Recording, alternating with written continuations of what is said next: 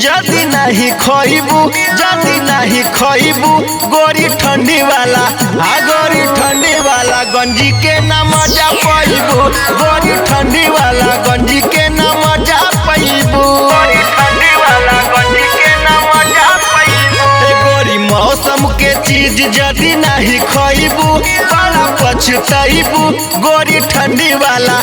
गोरी ठंडी वाला गंजी के ना मजा पैबू गोरी ठंडी वाला गंजी के ना मजा पैबू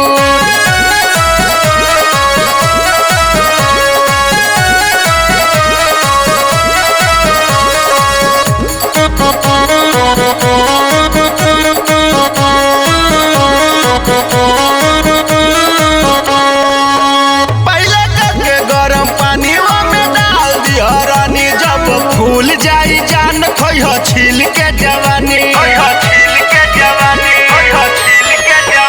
पहले तक के गरम पानी में डाल दिह रानी जब फूल जाई जान खोइह छील के जवानी एक बार खइबू त बार बार अइबू गोरी ठंडी वाला गोरी ठंडी वाला गंजी के ना मजा पैबू गोरी ठंडी वाला गंजी के ना मजा पैबू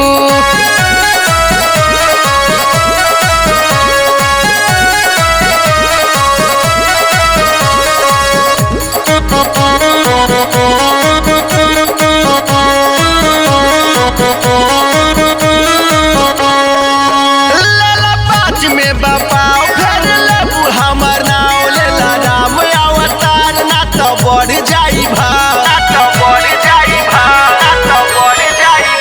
लाला पाँच में बापाओ फिर लेबू हमर नाव लेला राम अवतार ना तो बढ़ जाई भाव